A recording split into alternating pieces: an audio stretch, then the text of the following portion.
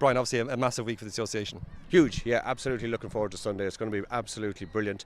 My biggest focus, to be honest with you now, is on attendance. Really want to get the message out there as quickly and as widely as possible to people to attend. There's three kind of categories that I'm focusing on. One is you start at home. First of all Camogie club members should be going to All-Ireland finals. End of story. Whether your county's in it or not is not material. If you're a Camogie club member, you should be attending on Sunday. So if you don't have your ticket, go get one. They're on Ticketmaster. It's really, really good value. The other group I would focus on are Gaelic Games supporters within the 6 counties that are actually competing. So all Camogie members, irrespective of county, but also if you look at Kerry are in the final, Kerry were in the football final, or all the people who attended the football final the Sunday before last coming. And if not, why not? Why aren't you coming up and supporting the women from Kerry? Why aren't you, similarly with Armagh, Galway, similarly with Laois, similarly with Offaly? We want to see, and Cork. Cork had a difficult hurling final, but I'd expect that a huge crowd will come from Cork to support the women. The women from Cork are going for 3 in a row, so it's a really, really important day for them. So I want to see as many as possible people coming from those 6 counties who are Gaelic Game supporters. The last group, we all know in May there was a lot of focus on Camogie. There was a lot of people had opinions. There was a lot of people who were absolutely 100% right to stand up for and look for support for the female athletes, support for the Camogie players. Well, you know what? The best manifestation of that support is by not only turning up yourself, but getting on to your constituents, your followers, your supporters, whether there's a lot of politicians were involved, there's a lot of commentators, a lot of pundits, a lot of influencers. I want to see their social media as lit up this week as it was in May, but this time encouraging their supporters, their followers, their constituents to get into Croke Park on Sunday and support the Camogie players. Just on that third point, how big of a difference can that make? Because like you said there was so much attention on the Scort Gate, for want of a better term, and it got overseas traction, it got huge traction at the time, so much overwhelming support. But how important is it that on the biggest day that you guys have in your calendar, that people get out and show their support for the association as opposed to the 6 counties? Well, I think it's important that they show their appreciation and support for the game of Camogie and the players. Less so the association, to be honest. It's about the players. My job as president is to support the game of Camogie. We have no game without players. So I was absolutely hugely impressed by the amount of coverage we got from people who were genuinely saying, look, this is not jumping on the bandwagon. This is not about self-populism. This is about the importance of equality and equity in our game and listening to the voice of the female player.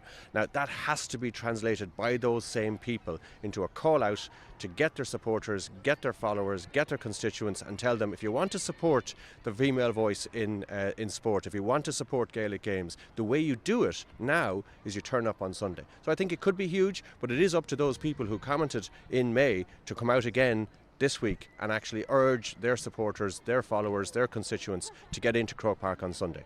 What would be a good number to have here on Sunday? Yeah, it's hard to call. The reality is, I made a comment early on in the process that I'd like to see Croke Park filled.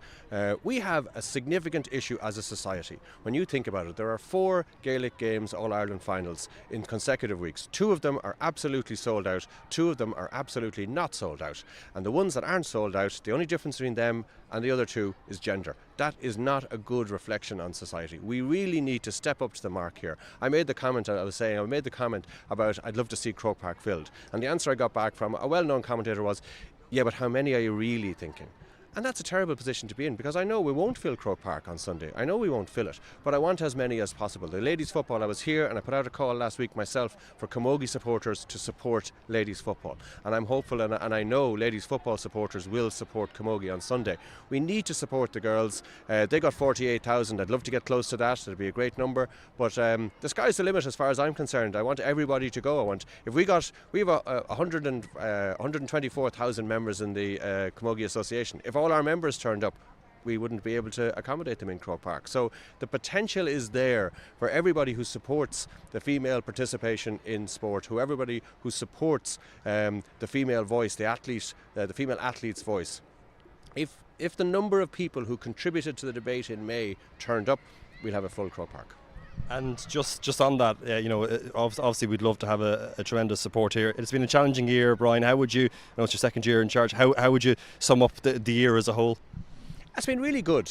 It has been really good. Yes, it's been challenging. At the end of the day, as you know, I'm a volunteer. It was positioned to me that it's an honorary position. It's not an honorary position. It's a very busy and active position, and a lot of decisions to be made. It's a huge honour to hold the position, the first male president of the association. In the background, we did a huge amount of very good stuff. In the foreground, absolutely historic change. I was an advocate for choice on the shorts issue. We got that across the line. We also had an under 23A competition, or 23 competition, A, B and C, and that replaced the second teams piece. So we have 6 separate counties in our Ireland finals this year because there weren't second teams in the intermediate and junior. That was a huge change. The under 23 competition is a brilliant bridge to bring players from minor through to adult. That was a huge change. We will continue to innovate, we'll continue to make changes. We are doing a lot of really, really important stuff at all levels in Ireland and overseas. I was over at the CYC, the Continental Youth Championship, which is thousands upon thousands of kids from all across America coming together to play Gaelic games. I was over at the ABCs in London, thousands of British kids playing our national game. The one piece that I've been pushing hard for, and I will continue to push hard for, is the inclusion of Gaelic games in the national school curriculum. It is the only part of our culture which is not actually part of our national curriculum. And that needs to change. UNESCO have highlighted the unique cultural importance of our Gaelic games to Irish culture, and we teach every other part of culture apart from our sporting culture, and my view is that needs to change, and that would be a game changer. If you had a situation where every boy, every girl in every county in the country was being taught how to hold a hurl, how to strike a sliotar, how to catch a ball, how to kick a ball, it would be game changing in terms of the delivery of our sporting culture to everybody across the country. Best luck to all concerned on Sunday. Thank you very much indeed. Thank you.